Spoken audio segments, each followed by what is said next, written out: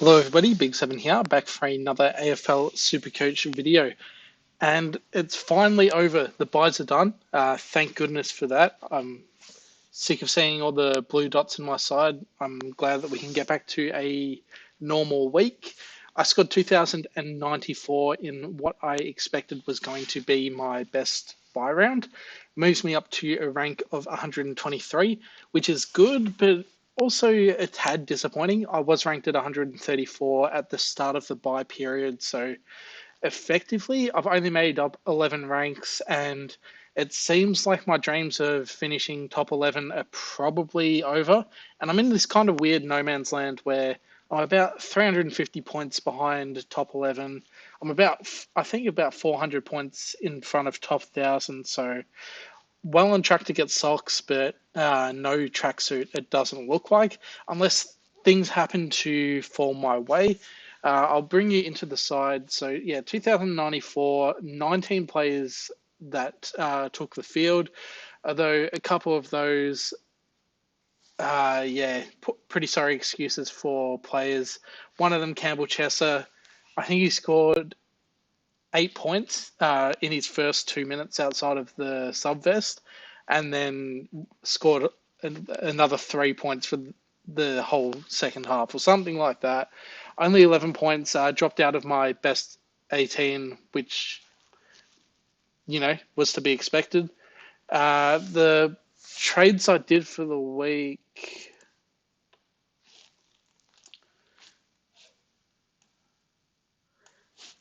So it was Eddie Ford out for Marich, who scored 17, but that's okay. Extra 6 points I gained, and he will just be on the bench for the rest of the year. Sicily for Petrarca. Petrarca, that was such a frustrating watch. That first half, seeing Tom Atkins holding onto him like a child holds onto their roller coaster for their first ride. It was ridiculous that he wasn't getting any kind of love from the umpires. Still scored 120 odd, so his output was good, all things considered. And then I brought in Elliot Yeo as my 23rd premium. Chincotta went out due to being on the bye. And I was tossing up between Yeo, Keys was in consideration, but I didn't really like him with the Magpies matchup. Turns out that he didn't end up tagging. So I did recommend him, I think it was round 12 for the West Coast game. So if you, maybe it was round 13. Either way, if you manage to jump on him, very well done. The other few I considered, I'm not sure if I mentioned them or not. I did consider the Big Texan. He comes up against North Melbourne this week, and he's going to make a boatload of money, although money doesn't really matter that much at this time of the year. Also has a round 24 match up against West Coast. So I did consider him. Considered Danaher as well. He comes up against West Coast next week. Ultimately went for Yo, fairly low owned. Comes up against St Kilda this week, which should be a favourable matchup. And he ended up scoring, what was it, 93, which, all things considered, considering that West Coast lost by 170 points, the fact that any West Coast players scored points was somewhat of a minor miracle. Low 90 from Yo, we'll take that. The rest of the side, the premiums pretty much all delivered. Dacos, Stewart, Dawson, Sinclair, all solid in defence. Midfield, all solid. Matt Johnson for a 99. Wasn't really expecting to score that large, so that was good. And Seamus Mitchell as well, 98. I only watched the first half of that game. I was sick of Will Day gulling in the back line and getting all the points that should have been Sicily's. And the Sicily suspension, just that watching Will Day do that in Sicily's kind of role was another dagger to the heart. But we move on. The Errol Goulden, 164, very good. Vice captain, I went Petrarca. Thought he could capitalise against a weakened Cats midfield, but instead he was just hugged all game. So I went the captaincy on Dunkley, 122, solid enough. Wasn't ever really going to go anything different, so can't cry over anything there. And then we finally get to the optimize button. It's just so good to see a full 22, 2600 in the projected. It looks so much better. And this is what I've been working towards for the entire year. So this is my best 22 at the moment. So looking at the weak points, D6 is Yo. I wouldn't mind having a Ryan or a Caleb Daniel or a Houston in there. There shouldn't be leaking too much. Would like to get Sicily back in there at some point. Seamus Mitchell as the D7 is more than decent enough cover. Midfield is Tom Green at M8 and also Dunkley in the midfield. So it's a little bit weaker there. I would like to get Clary back in at some point, but news has come out fairly recently that Clayton Oliver will not be playing against GWS. So I won't be getting him in this week. I wouldn't get him in first up off a break in round 17. That game is against the Saints. So it would be round 18 at the earliest. And that's a very interesting timeline because if round 18 is the optimal time to getting Clayton Oliver, it's also probably the optimal time to bring in James Sicily because playing North Melbourne, that'll be his first game back from suspension. I think his break even something like 80 odd or something like that. So that's going to be a very interesting week. I've got that penciled in on my diary, ready to go. And then in terms of in terms of the ruck line, not ideal. Marshall, he's okay. I would prefer to have English there. And Briggs, I would prefer to have Darcy there if I had unlimited trades, but I don't. I've only got 4 trades left.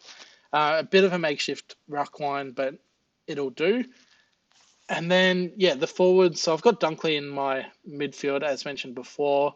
So eventually we get to some point where I bring in another premium and one of these guys will end up off my field.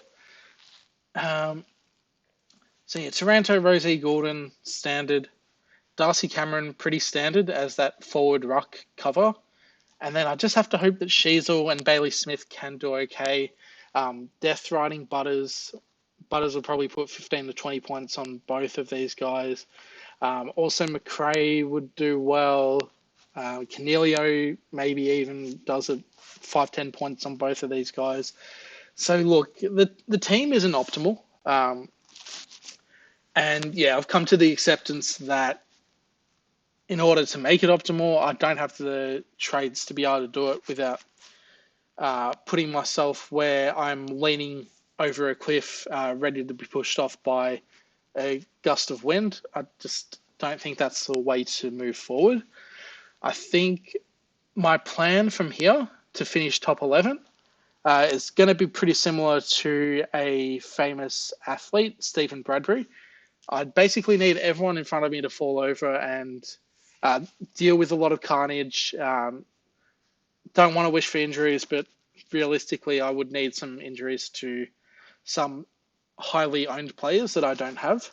And basically try and glide my way into top 11 from that way. It's not going to happen, but it is basically the only way. So long term, so I want to bring in Sicily. I want to bring in Clayton Oliver. That's 2 trades. So I could achieve that by sidewaysing players. Sicily 650k, I would have to get rid of like a Brayshaw or a Neil. And I'd also need a way to get Clayton Oliver back as well. So it's either sidewaysing 2 premiums, which I don't think I like, especially considering if you look at my bench, I've got Bailey Humphrey in there at 395k. He's ready to hit the chopping block, 120 break even. Unfortunately, his role has changed for the worse. He was playing a fair bit of, I think pretty much the whole game he was in the forward line, a lot of it deep forward. And look, it was coming at some point eventually. He's made 180-ish K for me, so the time's come. Farewell, Hump. Thank you for your service. Don't have anything bad to say about you. So it leaves me with 440k. I could try and push in a premium. I can't afford Keys. He's up to 460k now, but he's looking really good if you've got him in that F6 position. I think the other ones, I was talking about Danaher last week. I could just bring him in now. What price is he? Yeah, 405k with a matchup against West Coast Imminent. So I could take that punt, but it's not really doing anything for me. So yeah, the other one I could go is Himmelberg, 395k, and what that's doing is getting me a 23rd premium, but it's not really strengthening anything, and it's not giving me an avenue to get in Clayton Oliver or James Sicily. So rather than doing that, I'm just going to take Humphreys cash, bring in a 102k player, and that'll be Gilby. Main reason being he's from GWS, so he plays a lot of late games. He has that defense midfield swing, which would help out if I needed to put Dawson into the midfield for a week. And I could try and find someone that's playing this week for like 123k, but I don't expect. So even if I brought in like a Jack Bytel was named 116k, what is his role in my team? It's not to provide cover because I've got Seamus Mitchell and Matt Johnson. So the chances that he sees my field at any point during the season is slim to none. He's not here to make cash because I don't have the trades to cash him out. So for me, I think the 102k player is the correct option. Leave me with a stack of cash in the bank, 338k about. But what it does is it gives me the war chest to get Sicily and Clayton Oliver, and I'm not exactly sure what route it's going to be. Seamus Mitchell does look like he'll reach around that 380-ish K mark with that 98 in the cycle. Break even 29. Matt Johnson's got a bit of cash to be made as well. So likely it'll be one of those guys out to a Sicily and maybe a sideways trade like a Tom Green or someone like that to a Clayton Oliver in an ideal world. What Gilby also allows me to do, if Chester is to make the team again, then I can use this Mitchell and I can see what Mitchell does against against Carlton, playing at 110. If Mitchell does really well again, then I can bench Elliot Yeo by putting Gilby on field. And so I would also have Matt Johnson as the emergency. I've got less flexibility with him, although I didn't actually think about it, but now that I do have Gilby, if Matt Johnson was to do well, say he'd have to go really well. If he goes, 105, 110, then I can swap those guys around and put Gilby on field for Tom Green and hope that Tom Green has a poor game against Melbourne in the heat. So yeah, that Gilby option really allows me to do a lot of fun things with the loophole. So F7 is going to be marriage for the rest of the year unless Matty Roberts comes back, which I don't think is actually too far away. It might only be like 3 weeks or something like that. So I won't be loopholing in the forward line yet. Not with Matt Roberts playing early games and Drury playing early as well. But there might be a situation in the future where I can, bench Bailey Smith, and if he does, yeah. So just say, yeah, say if Dunkley was, um, say if Dunkley was like one of those Bailey Smith, Darcy Cameron types, then I would be able to put him into that F7 position, and if he does well, then obviously I'd put like a Roberts on field, and if not, I can roll the dice. So that's something to consider going forward as well. And yeah, so this is how the team is going to look for, I imagine, a few weeks. It is annoying to have that 338k in the bank. I could also just go for someone like a Butters or a Liberatore now if I wanted to. But here's the thing. I kind of want to have that buffer in case players get injured. So let's say, for example, Neil was to get injured next week. Then I can just turf him and have 2 trades left rather than making a trade now and then, if Neil was injured next week, then it means that I wouldn't be able to get I'd have to get a Clayton Oliver first up because realistically, Sicily and Oliver are the 2 trade targets I want, and I'm hoping that I'm hoping that both of them their optimal time is to get them at round 18, and people ultimately have to choose between one of the 2, and that's kind of my route to being a little bit different and making up some points. So I'll show my team in terms of ownership because I think that's kind of important to see as well. If we're looking at teams in the top 1%,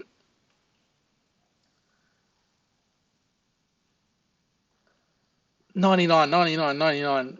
There's so many highly owned premiums.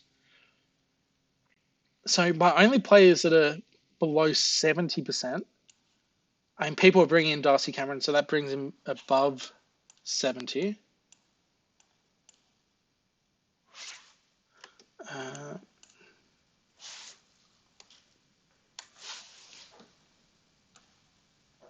Yeah, so that's working now. Yeah, so that brings Darcy Cameron above 70% for this week. So my premiums that are below 70%, Brayshaw, he's getting ownership now as well, so he could be above 70% in a few weeks. Sheasel, 60%. And then Petrarca, who I brought in last week, I'm surprised it's only 40%, but I'm happy to have him as a bit of a pod. Kieran Briggs down to 31%, and it's kind of a bit of a scary pod, but because I think a lot of top teams will have Tim English. So yeah, hoping that Briggsy can continue to score well. Who else is there? So Elliot Yeo, only at 16% and kind of that dodgy 23rd premium. And yeah, that's another reason I want to keep that trade because Elliot Yeo is due to break down at any minute. So it might end up being Elliot Yeo to Sicily. And then Doherty, who I really like as a bit of a sleeper pick, only 8%. He's definitely in that top 6 defender category. And then Bailey Smith, he's my ultra pod, but that's for a reason. He's probably will be lucky to finish as a top 10 forward this year, but I need him to lift basically to have any shot really of finishing in that top 11. So that sums up the team. In terms of players I'm fading, I won't go through the whole list, but the main ones, Tim English, fairly high owned. Canelio owned by a lot. Will Day owned by, I think, about 45% of people in the top 1%, which is especially frustrating given his domination last week. I think I've got the majority of them are really highly owned players, though. So, yeah, this is going to be the team going forward, hopefully, for a few weeks until I can bring in Sicily and Oliver. Vice captains and captains, this is where I'm going to be looking to go a little bit different. Yeah, so looking at this week, I think there is a real opportunity to go different because the main options, I think, targeting that Adelaide game against North Melbourne, people can go for Dawson or Laird. Dawson obviously coming off a massive score that should have been even more massive if umpires went blind and decided not to strip Adelaide of a win that they definitely would have got with Dawson kicking after the siren. Or I can go for Laird, who's been, pretty good since entering my side. So Dawson and Laird, both valid options against North Melbourne. But they also play at the same time as Marcus Bontempelli, who went 184 against Fremantle in their earlier meeting this season. So it's really three options that I think are really outstanding and that'll help thin the field a bit. I'm not sure which one of them I'll go. I'll probably look at ownership, and I think the one I'm leaning towards is Bontempelli. And if he's really highly owned, then it'll be one of Dawson or Laird. Do I want to put them as captain or vice captain? Undecided yet. I mean, other options, Dunkley always solid. Taranto against Brisbane, maybe a sneaky one. Christian Petrarca against GWS. I'm thinking that could be a sneaky one considering Petrarca is fairly low owned in the top 1%. I mean, it is still 40%, but 60% without him. If Petrarca can pull out a big one and I've got him captain, then that can be a giant leap forward. Merit against Port, probably not. Don't want Brayshaw. Neil potentially against Richmond. I could go Dacos. Dacos, I think, is the one I think Dacos is my favourite at this point in time. Last year, first year in football against Gold Coast, scored 142, I think.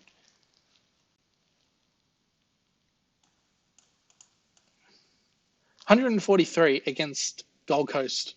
And that was the last year. That was before he was putting up these nutso 120s every second week. So I think I'll go for Dacos as my captain.